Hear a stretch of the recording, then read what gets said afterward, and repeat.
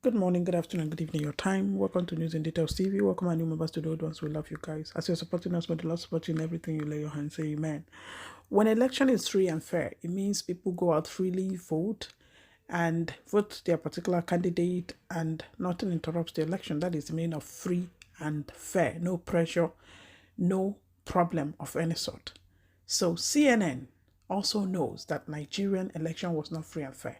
I want you to watch, and we'll come back for more commentary. Please watch. With Balanle Olukani. She is a popular television broadcaster and filmmaker, and she joins us now from Lagos. And thanks so much for joining us on what we can see has been a tumultuous couple of days in Nigeria. You know, what were you hoping from this election? And what do you think Nigerians ended up with here? We saw a glimpse, really, there of the chaos, of the confusion, and the fact that things are still so tense. Yeah, so I think when it comes to what were we hoping, Inec, the body that is conducting the elections, passed an electoral act in 2022. And pretty much the electoral act said that the results were going to be transmitted on their platform. So it was going to be an electronic transmission. Once the votes were done being collated and counted at the polling units, right after then, they had a device that would allow them to capture the results from the polling unit, and it was going to be transmitted and uploaded directly onto a platform that every single Nigerian would have the opportunity to be able to see the results. That did not happen. You saw situations where Inec officials, the people who were conducting the elections at the polling units, refused to upload the results. You saw situations where they said that they didn't have the ability to, that the device was slow. And even more so, the actual portal that has the results, up to now, up to 50% of the polling units results have not been uploaded. So the question I think all of us are asking is, at the coalition center that's happening right now in the counting in Abuja, what are you guys counting? Like, what results are you showing us? Number two, a lot of the results that are being uploaded onto the database do not compare with the results that people took pictures of on their phone. I think what people have to understand is that Nigerians didn't just vote and leave. They stayed at their polling units till 1, 2 a.m., 3 a.m. and counted those results with the INEC officials. So we all have proof of what actually happened at our polling units, and we have pictures of it, and we're seeing that it's not the same thing that they're telling us at the polling center, correlation center in Abuja. It feels like it's just basically they're lying to us right to our faces, and there seems to be no responsibility for that. This election is not just important, it is make or break for Nigeria. I can hear the emotion, obviously, and as you point out, this was supposed to be technology that was supposed to make things more transparent, not less so.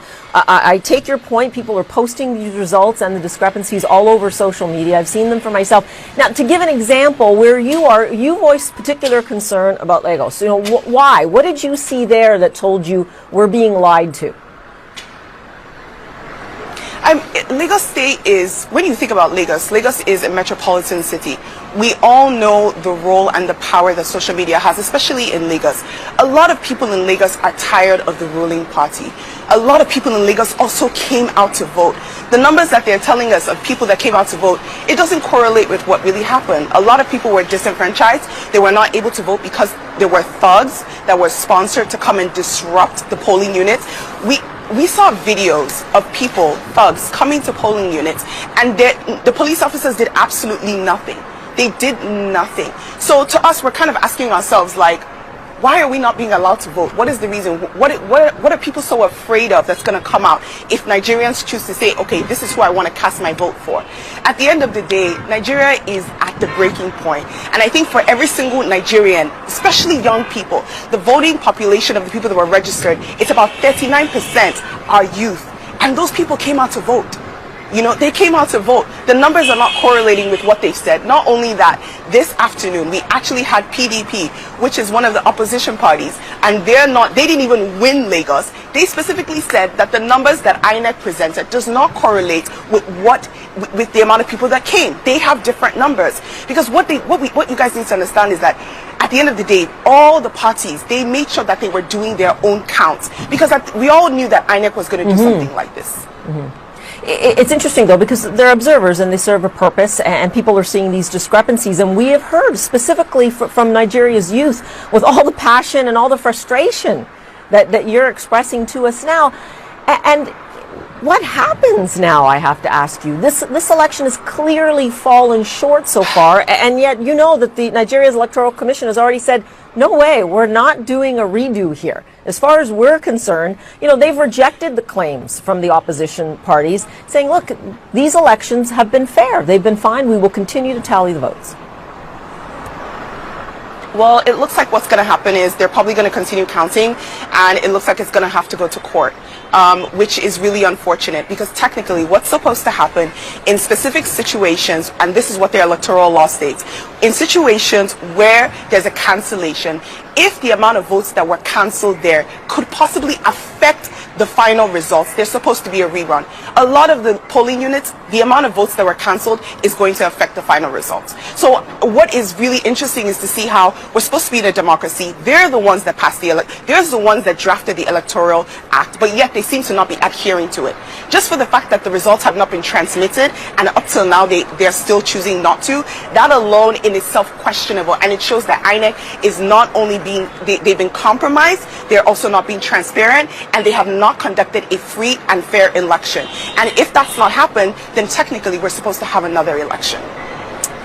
I know you're going to give me blowback on this, but some people would say, look, Nigeria is in its adolescence in terms of a democracy. This is a very large country. Obviously, when you look at the number of registered voters, this is a large task. They are still counting. The results are in no way, shape, or form official right now. Well, what do you say to that? To say, like, look, patience, just give us some time here. I think the issue is, it's not really about patience. It's the fact that INEC has chosen not to communicate and address the issues. We have pictures that show that you have a piece of paper where results were recorded, and then after the results were recorded, someone took a pen and canceled those results out and put a new result, and you want us to accept it? That's the issue, is that, can you, INEC, explain that? So we're finding that the chairman is not communicating with us. I think a lot of times when you think about the institutions of Nigeria, they're so used to just carrying on and doing whatever they want without accountability. But Nigerians have finally woken up to the point where we're saying, no, you must be accountable to us. We're a democracy. If you ask us to come out and vote, we cast our vote. We expect the results to reflect who we voted for, not who you've been paid to say is going to win. So there has to be accountability. If not, the INEC chairman needs to go ahead and step down and resign. If he's unable to do his duties based on what he's supposed to, it's the Independent Electoral Commission. It doesn't feel like they're being independent right now. Yeah, and we see you and other people in Nigeria, the youth in particular, demanding their franchise from the Electoral Commission. A lot of this is born of the unexpected results of Peter Obi, who I believe you support. He is the next generation, as it were, and yet it seems like a 70-year-old from the ruling party right now is in the lead. What do you think it will mean here, if indeed there isn't that generational shift? And what is Nigeria's youth looking for in terms of this perhaps being more of a movement that will continue, not just for this election? The movement has already started. You have to, when you think about where this came from NSARS, and this came from us finally demanding that we're treated as citizens of our country. And Nigerian youth are finally involved in politics. So it's not going to be going down. We're not going back, no matter what happens. In terms of, the potential of having Bola Ahmed Tinubu as the president, I think a lot of Nigerian youth are worried about his health. We're worried about his ability to be able to rule Nigeria. We've been ruled by so many people who are much older, and they don't seem to be willing to accept or understand what it is that we need. But even more important, what we're looking for is a competent leader. Nigeria is at its breaking point. The amount of people that have exodus and left this country because it feels like it's unlivable. Everyone has said it. We don't have good roads. We don't have good light. We don't have healthcare. We don't have education. Last year, the average Nigerian youth spent 8 months at home because our schools were on strike. And it didn't seem like our government had any interest. So when we're saying we need a mindset of someone that's young, someone that's agile, someone that is going to listen to the Nigerian people, that is what we need. We need people who are accountable. And a lot of times when you look at the past leaders or the people that are running, they don't seem accountable, which is why a lot of Nigerian youth we have chosen and we're saying, you know what? This Peter Obi looks like someone that's listening to us. And we want to make sure that we are heard. The point is for us, whatever was voted on Saturday, we want those results. We don't want the results that they're doctoring. That is the most important thing. If we know that these results are free and fair, whoever wins, wins. But right now, what they're giving us is not what we voted on Saturday. Okay, and we will leave it there for now, but certainly we hear your passion and you've given us great insight into what's going on now as we see the fallout from this election. Thanks so much. Appreciate it.